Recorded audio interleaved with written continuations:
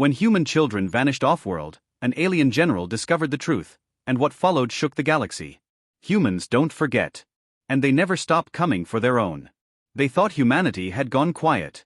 In the centuries since the Intergalactic Accord had declared Earth a neutral zone, humans had retreated, licking their wounds, mourning their dead, rebuilding in silence. The galaxy watched from afar, grateful that the species once known as the Fireborn, the war-screaming apes, had finally grown tired. Most believed humanity had burned itself out, war-weary and broken, no longer the species that once terrified empires with nothing but resolve and fury. But the silence was never peace. It was the weight of something coiled. The breath before the scream. And it was about to be broken. High Admiral Jarnak of the Kaldroni Dominion sat at the edge of his war map, eyes narrowed at the strange patterns appearing on his galactic border reports. He was old by Kaldroni standards, his battle scars more metal than flesh. He'd seen a dozen species rise and fall. But none left a scar quite like humanity. He remembered them during the wars. Vicious, creative, and utterly unyielding. They'd lose 100 ships but adapt, rebuild, and come back with tactics the Dominion had never conceived of. He once saw a human fleet detonate its own engines to form an unstable gravity rift, just to close a wormhole in which Kaldroni reinforcements were arriving. They would sacrifice anything. Which is why, when the Brakari Syndicate, a slaving cartel, requested access to human outer colony zones for resource collection, Jarnak felt a chill. The Dominion allowed many things in the shadows of its empire. But humans were not to be touched. Not unless the galaxy was ready to pay in blood. The Brakari ignored him. The initial reports were scattered. Disappearances on outer rim colonies. Children. Entire schools gone. Parents screaming into empty skies, hushed up by local administrators bribed to look the other way. The Brakari were clever. They didn't take entire cities. Just a few from here. A few from there. Enough to make the rest look crazy. Enough to keep the humans unsure. Until the message arrived. It wasn't official. No council declaration. No formal protest. It was a transmission. One sentence. We know. Attached was a list. Names. Locations. Genetic tags. Each matched to a missing child. Every record the Brakari had tried to erase, every bit of data scrubbed from Dominion archives, found. Recovered. Documented. And it was signed, a father. That was the moment Jarnak knew the galaxy had stepped on a mine. 3 Brakari outposts went dark within 72 hours. No explosions. No wreckage. Just silence. Their moons turned black. Communications gone. Orbitals dead. Patrols sent to investigate didn't return. And still, no declaration. No demand. Just vengeance. Jarnak summoned the Brakari ambassador. A fleshy, arrogant being named Trask with golden implants and a nervous laugh. You knew the risk, Jarnak growled across the table. Trask waved a hand. We kept it discreet. Humans are too fractured, too busy fighting themselves. You overestimate their reach. Jarnak slammed his fist down, cracking the obsidian desk. They are humans. Do you understand what that means? Trask scoffed. They're sentimental primitives. Their influence is fading. Jarnak's eyes glowed cold. You didn't take soldiers. You took children. You gave them a reason. But the Brakari refused to listen. Profit clouded their vision. The next blow came harder. A Brakari trade station on Zeldar 3, shielded beneath a pulsar, believed to be impenetrable, was found hollowed out. Every slaver inside dead. No signs of forced entry. No alarms triggered. Surveillance had been edited, scrubbed clean with code never seen in Dominion systems. Only one thing remained, a handprint. Charred into the central control deck, with a child's bracelet placed beside it. A message beneath. This is not war. This is justice. Jarnak summoned the Dominion War Council. Many laughed. The humans had no fleets in the outer systems. No declared presence in the galactic sphere. Their homeworld wasn't even part of the Accord anymore. But Jarnak knew better. This wasn't about fleets. It was about rage. And then the children started appearing again, not the ones stolen, but the ones taken back. Smuggled out of slave pens. Placed quietly on refugee stations. Dropped off at Terran embassies. Each child bore a necklace with an encrypted code. When cracked, it translated to the name of their rescuer. Uncle. A myth, many said. A symbol. Some rogue Terran operative turned ghost. But Jarnak had seen it before. Humans gave their monsters names. John the Red. The widow of Saturn. The ghost of Sol. They were never individuals. They were weapons. Manifestations of collective fury. Jarnak sent envoys. Begged the Brakari to return the children. To stop the hunts. But the Syndicate doubled down. Now defiant. Now daring the humans to escalate. They didn't have to wait long. The Dominion star yard on Archeon Prime, untouched for centuries, was glassed from orbit. Not vaporized. Not bombed. But literally melted with concentrated solar radiation. A weapon of unknown design had been deployed from deep within a sun's corona.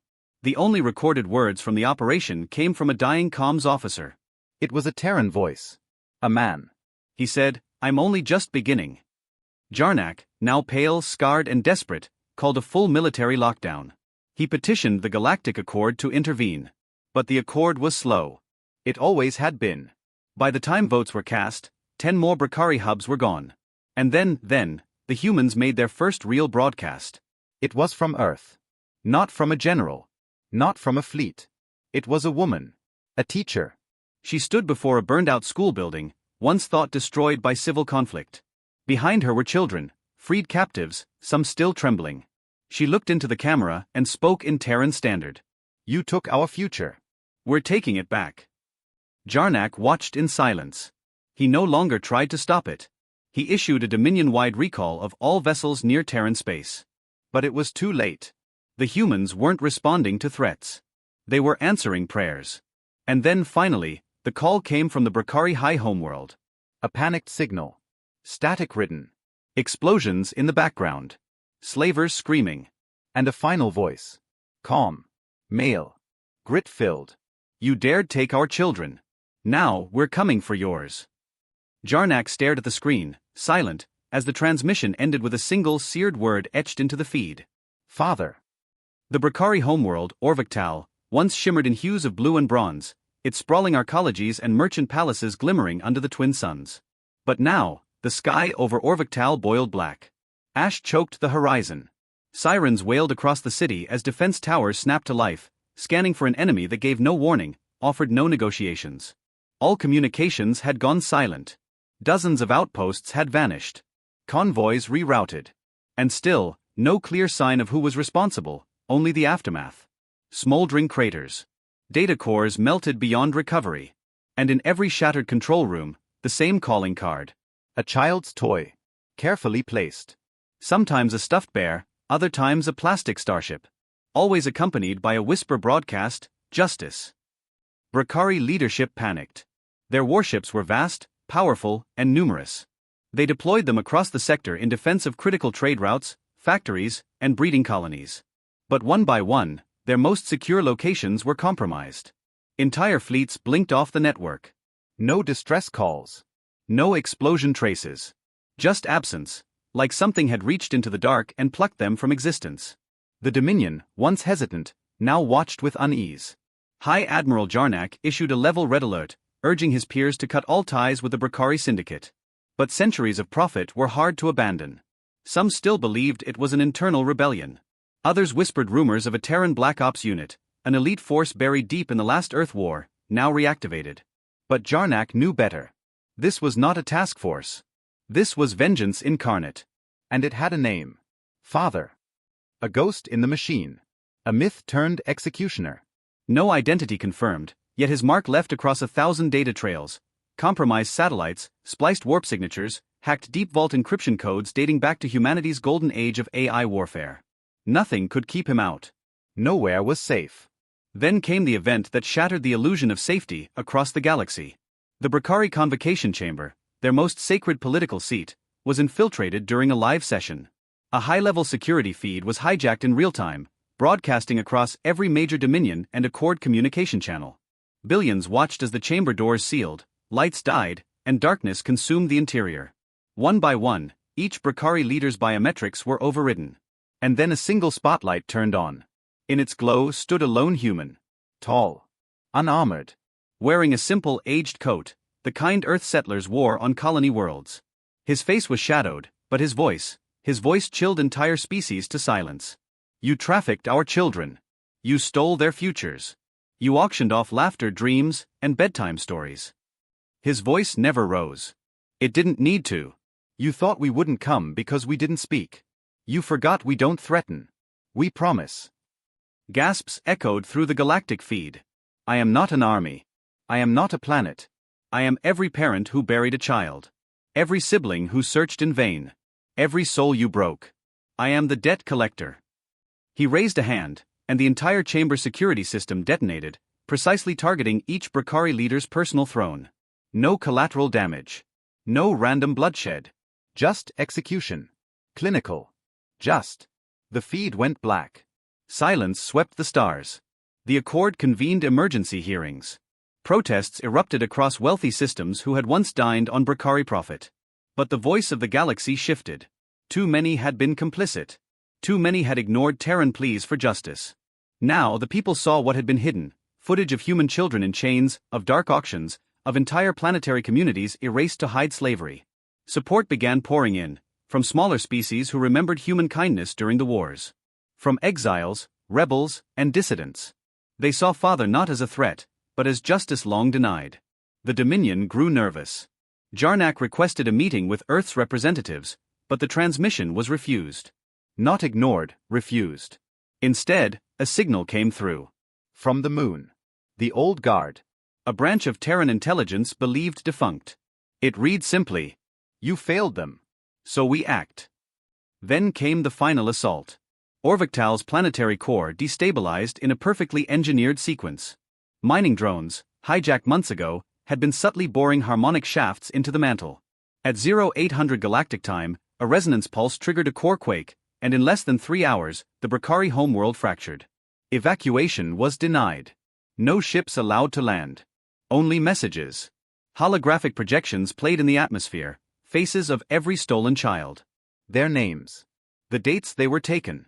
Each image hung in the sky like silent judgment.